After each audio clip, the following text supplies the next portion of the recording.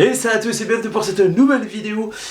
Réaction à chaud suite à des tweets ou les infos qui n'arrêtent pas de tourner depuis quelques heures, dont une qui a été infirmée il n'y a même pas une demi-heure à l'heure où je vous parle.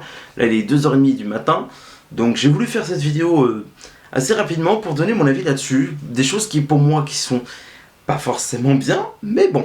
Donc l'info qui n'arrête pas de tourner depuis quelques heures, donc c'est que Mulan sortira sur Disney+ dans certains pays, surtout aux États-Unis, mais apparemment ça a été confirmé il y a environ 30 minutes à l'heure que je vous parle, donc ça a été confirmé vers 2h15 du matin, heure française, que Black Widow subira le même sort. Mais pour ceux qui ont la chance où le Covid est plutôt parti, ou c'est pas très grave à point qu'on laisse les salles de cinéma ouvertes, il sortira en salle dans certains pays. Dans ce cas, oui, pourquoi pas. Par contre, le truc qui me pose problème dans tout ça, c'est qu'on continue à prendre, enfin du moins Disney, à prendre leurs abonnés, les gens qui vont voir leurs films en salle, et ceux qui achètent des produits Disney, pour des cons. Tu es con. Pour des cons, T'es con ou quoi? cons, des pigeons, et ouais, des abrutis, vaches à lait, je dirais. Moi, ce qui me pose problème dans tout ça, c'est que les gens payent déjà un abonnement d'environ 6,99 en France, euros, et je crois que c'est 5-6 $, je sais plus, aux États-Unis. Bon, bref, les prix sont assez différents selon les pays, certes. Bon, dans ce cas, pourquoi pas. Mais quand on voit certaines plateformes, on va prendre par exemple Amazon Prime, qu'ils ont acheté le film Brutus César de Chiron, on va pas payer en plus de l'abonnement. Donc, pourquoi Disney, on va faire payer 30 $, enfin 29,99 $, un film que tu verras en VOD, apparemment, si j'ai dit pas de bêtises, si j'ai bien compris, qui sera dispo seulement 24 heures, donc vous allez voir que vous payez pour deux films, on monte déjà dans les presque 50 $ pour, en gros, 2 fois 24 heures de film. Moi, ce qui me pose problème dans tout ça, c'est qu'il y a des gens qui payent un abonnement, ok, et en plus, il va falloir payer en plus. Donc certains vont me dire, oui mais Universal, ils ont fait pareil avec Invisible Man, avec les Trolls 2. Et ça a bien marché, certes. Sauf que la différence, c'est que tu pouvais le louer plusieurs jours. Et là, c'était peut-être pas aussi cher. Je crois que c'était 25 $, je crois, ou 20 $, je sais plus. Bon, en soi. Et ça a très bien marché avec les Trolls, et qui ont remporté grâce à ça plus de 100 millions de $. Bon, en soi, pourquoi pas.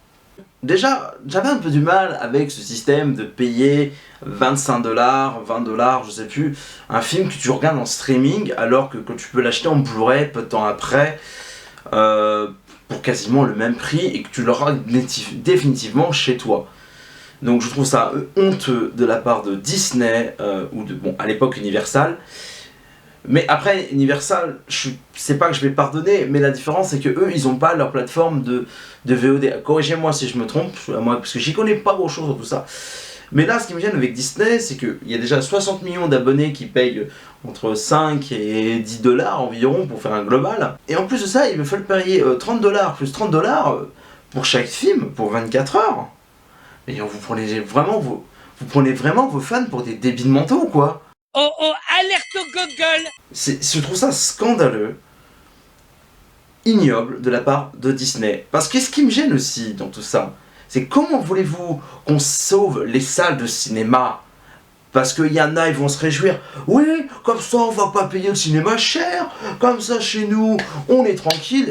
Et c'est là qu'un pote que j'embrasse, hein, qui a commenté mon statut Facebook quand j'ai partagé la fois sur Mulan, il me dit: oui, mais ce sera plus rentable, c'est mieux que payer 11 € par personne au cinéma, t'imagines, par 4 personnes, ce sera plus rentable pour Disney.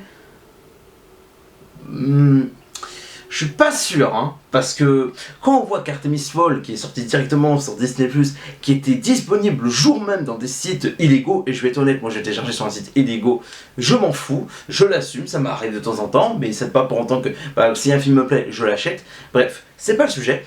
Je serais pas étonné que ce soit Mulan, Black Widow, ou même c'est mon poteau David qui m'a dit, et c'était également le cas pour Mandalorian, qui était dispo le jour en VF et en 4K sur les plateformes de streaming, de téléchargement illégaux, le jour de la sortie visuelle des épisodes.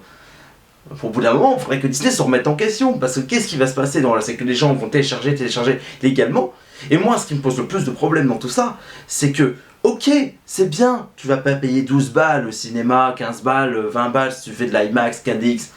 Ok, tu vas voir ton film chez toi. Ok, tu vas pas dépenser, tu vas dépenser peut-être moins cher. Il faut pas oublier que tout ça là, ces films qui ne sortent pas en salle, ça va ramener personne en salle, vu ce qui se passe à l'heure actuelle. Parce que beaucoup me disent, oui, c'est à cause du Covid. Ouais, c'est pas que l'histoire du Covid, on va être honnête, parce qu'il n'y a pas de blockbuster au cinéma actuellement. Donc si Mulan sort en salle, Black Widow, ça va forcément ramener des gens en salle. Et c'est ça qui va permettre de sauver des cinémas. Faut pas oublier que, ok, ça sort en VOD, ok, Disney va faire de l'argent. Je pense pas qu'au long terme, que Disney fera autant d'argent que s'il le sortait en salle. Tout simplement. Faut pas oublier que si Disney fait pas d'argent, mais après, ils vont en perdre. Et puis là, tous les gens qui veulent revoir des films du MCU, des live action, et ben là, on n'en aura plus, parce qu'on n'aura plus d'argent pour en produire. Donc c'est pour ça que les gens qui disent « Oui, faut pas faire ci, faut pas faire ça, oui, c'est mieux Netflix, oui, c'est mieux Disney+. » Mais espèce de blaireau, faut pas oublier que l'argent que tu mets quand toi tu payes ton ticket au cinéma, c'est de l'argent qui rapporte à la société qui produit le film et qui ensuite pourra te permettre d'en faire d'autres que tu vas voir au cinéma, que tu auras dans quelques années sur Disney+, que tu vas peut-être même acheter en Blu-ray ou en DVD, ou que tu vas peut-être télécharger légalement. C'est ça, faut pas oublier, bande de craignos. Ok, vous êtes certains vont être contents, mais là, je vous dis honnêtement les gars, ou les filles, si vraiment ça marche, si vraiment Disney réussit leur pari, en soi, c'est pas ce que je leur souhaite, c'est méchant, mais je préfère voir des films en salle, et je pense que c'est mieux pour l'expérience de tout le monde, parce que si vraiment ça marche, bah, tous les films sortiront en streaming, et je ne suis pas sûr que vous allez vivre la même expérience que cinéma, et je ne suis pas sûr que vous allez voir d'autres films aussi grands, aussi coûteux. En plus, je pense que déjà à cause du Covid, il y a pas mal de producteurs, donc des boîtes de prod, soit Disney, Warner, Paramount, Blumhouse et tout, vont baisser les budgets des films, ce qui est pour moi normal. Bah, faudra pas s'étonner qu'au fur et à mesure, bah, les budgets de plus en plus, eux d'avoir un Mulan à 200 millions de dollars, bah, vous aurez un Mulan à 100 millions de dollars. Je suis pas sûr que ce sera aussi bien, aussi beau. Bon, attention, le budget veut rien dire une fois de plus, parce qu'on a des blockbusters dans les 30-50 millions de dollars et qui nous proposent de très grande qualité. Mais après, plus tu veux d'effets spéciaux, plus ton film va coûter cher. Bah, si t'as pas le budget, t'as pas les effets spéciaux, je suis pas sûr que tu vas kiffer autant ton film de super-héros, mon gars. Moi, ce qui me scandalise dans tout ça, c'est que Disney veut influencer ou même obliger limite à les gens qui veulent voir ces programmes payer en plus, alors qu'on voit qu'ils ont 60 millions d'abonnés dans le monde, admettons, ce serait 7 dollars par personne, ça fait environ plus de 420 millions. Donc ça limite, en un mois, ils remboursent leurs films en comptant le marketing juste avec leurs abonnés traditionnels. Donc oui, derrière, il y a des charges, oui, faut payer d'autres films, oui, il y a des séries à produire, oui, je suis d'accord là-dessus. Mais je trouve ça insultant envers les abonnés de vouloir donner 30 dollars en plus pour voir des films qui auraient pu être vus en salle. Oui, reporter les films, abonnement ça coûte cher, je suis d'accord. Mais pour moi, c'est prendre des gens pour des cons. Et puis ceux qui se réjouissent, faut dire, oui, comme ça, je vais pas payer 20 balles au cinéma. Bah après, t'étonnes pas qu'après qu'on verra moins de films au cinéma, et le jour que tu voudras voir ton Star Wars, ton Marvel, ton live action, ton Pixar et tout, bah tu les verras plus en salle, tu les verras sur ta petite télé, tu bougeras plus de chez toi, puis tu auras des expériences de moins en moins intéressantes. C'est ça l'avenir? Vous voulez vraiment de ça? Vous voulez vraiment que le VOD, le streaming, passe au-dessus du cinéma? Tout ça parce que soi-disant le cinéma c'est cher? Parce que soi-disant c'est mieux de pas bouger de chez soi, de se branler la nouille et de bouffer des chips? Bah écoutez, moi je trouve ça triste. Voilà, c'est la fin de cette petite vidéo. Je voulais donner mon avis sur l'actu. Donc j'espère que ça vous a plu. En tout cas, voilà, n'hésitez pas à donner votre avis. Est-ce que vous êtes prêt à donner 30 dollars de plus par film pour voir ces films chez vous? Ou est-ce que vous préférez vous déplacer en salle, que vous soyez cinéphile, que vous soyez juste spectateur lambda ou simple spectateur? Est-ce que vous préférez rester chez vous? Voilà. Donnez-moi votre avis, ça m'intéresse, comme d'hab, je like, je commente, je lis avec passion vos commentaires. Et dernière chose, je tiens à remercier toutes les personnes qui ont regardez, partagez, likez, commentez ma vidéo coup de gueule sur la cinéphilie, sur les youtubeurs, etc. que j'ai sorti il y a un peu plus d'une semaine. Donc je remercie également à toutes les personnes qui se sont abonnées depuis. Voilà, c'est une vidéo qui me tenait à cœur. Je remercie les personnes qui m'ont soutenu pour cette vidéo, parce que j'ai mis du temps à la tourner.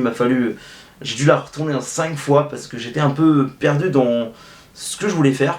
Mais voilà, je remercie donc Jules Melon, Peggy, Yannick, Zoltan, Beau Parleur, Merej, bref tous ceux, et puis même les copains. Et je remercie également Chaos qui a commenté la vidéo, que je connais depuis peu grâce à un live de Jules Melon. Bref, Boomster, bref, ma famille, bref, toutes les personnes qui ont regardé cette vidéo, qui m'ont soutenu, je vous remercie du fond du cœur. Voilà, et je tiens à informer que bientôt je vais lancer une FAQ. Je vous dirai quand vous pourrez poser vos questions, que ce soit sur Twitter, en commentaire, et également sur Facebook. Voilà, je vous fais des gros bisous, prenez soin de vous, à la prochaine pour de nouvelles vidéos. Ciao ciao.